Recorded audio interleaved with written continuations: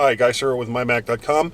Today I'm going to be reviewing the Navigon AG mobile navigator for the iPhone. Here it is right here. Yeah!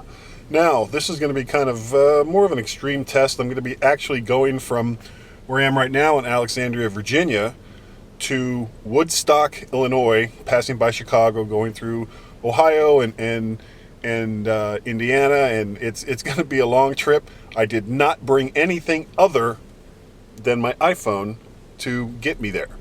And hopefully there's not going to be any problems, because if this doesn't work, I could be in a lot of trouble. Okay, here's the app right here. You can see it looks pretty much like any other GPS navigation device that you can buy separately from a number of different places. You can have it take you home. You can enter an address.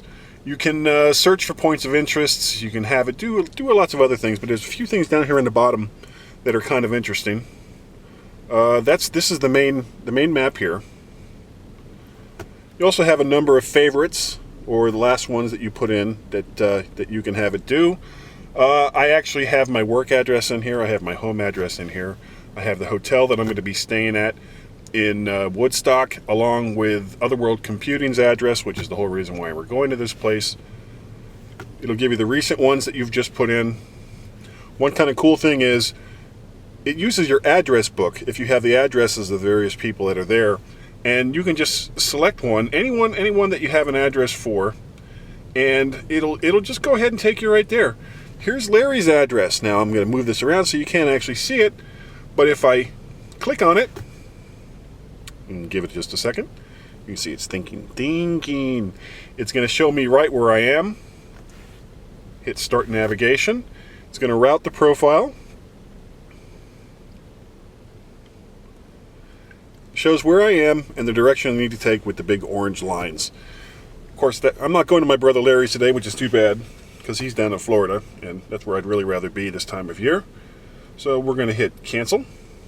Yes, we're going to quit out of that.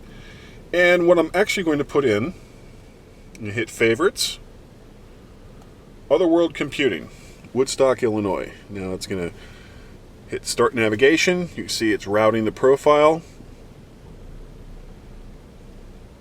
And there it is right there, showing me the exact place where I am right now and where it's going to go. Now, you may notice that this isn't quite a stock iPhone. I've got a battery case that's built into it, the Juice Pack Air from Mophie, and some people have said that interferes with the GPS radio in here. I haven't really found that to be a problem. I've got a few other things that is going to be connected up to this. One thing you have to remember is that this type of software is really going to quickly drain your iPhone. So you need to have it hooked up to power of some kind if you're going to use it for more than an hour or two. I actually have a USB adapter that plugs right into the power outlets in the car, and it's going to be connected up to this device for the entire time, so I don't have to worry about power. The other thing I have is this right here, which is made by Archon. It's got a little vacuum seal here on the bottom of the base. You could also hook this up to your windshield, or any other flat surface that this kind of vacuum base would attach to. But in our particular case, I'm not going to worry about it. That's just going to go right onto here. I'll show it to you in just a second. Squeezes tight. It's got a good firm grip. And this is pretty cheap. This is like about 25 bucks from like Amazon or anything like that. And it works really well. You can switch the mount around so that you can have these two little feet. That's one thing I really didn't like about it, is that these two little feet you can't take off. So I can't just mount this in the middle of it. But for 25 bucks, hey, it's not bad. It's going to go right up there on my dashboard, and I'm going to hook it up to power, and you'll see the rest of it as we go along. Some of the other features of this, it actually tells you how fast you're going up on top of it, and there's a feature that you can turn on that'll let you know if you're going faster than the posted speed of whatever road it is you're on. Fortunately, you can turn that off, as I don't want to be constantly reminded that I'm going just a little bit faster than the posted speed, or maybe a little bit more than a little bit faster. And you can turn that off, and I did. We're coming up on our first turn. In 0.2 miles, turn right onto Richmond Highway, then take the ramp right towards Richmond. Now turn right onto Richmond Highway. Now take the ramp right towards Richmond. Getting onto the highway now. Bear left towards Richmond. You can see it's actually giving me turn-by-turn instructions. Okay, it has successfully gotten me to I-95, which was, or 495, the Beltway. No great shakes, since I knew exactly where it was anyway. But it went exactly the same route that I would have gone, so that's a plus. And what we're going to do now is turn on the iPod function so that we can listen to some music at the same time as we're driving.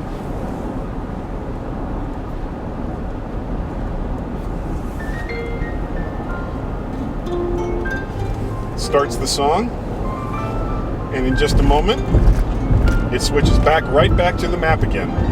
Now, the good thing about this is it's really a no-brainer. You don't even have to think about it. Once the music is going, the next time a turn comes up, it will automatically switch over to its own voice navigation. It will mute the sound of the song, let me know where it is I need to go, and then once that part of it is done, it will continue on with the music.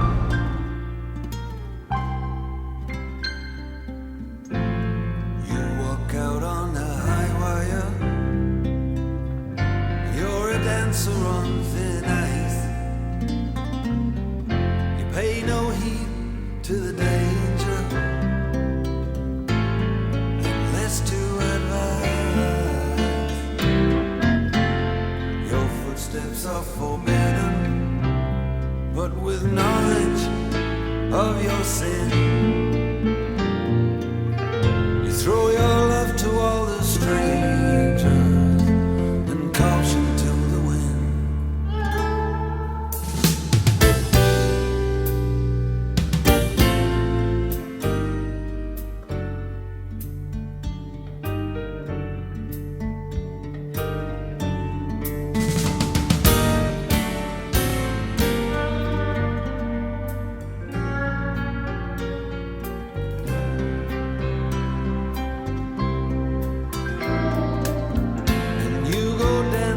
Through doorways just to see what you will find.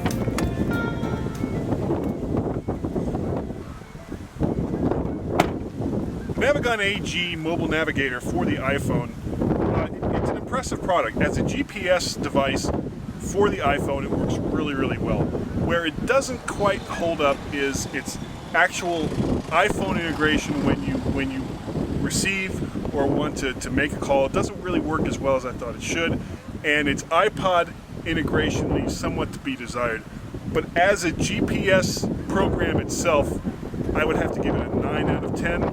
Its iPod integration, about a 6 out of 10, and its calling capabilities, about a 7 out of 10. This is Guy Searle with MyMac.com.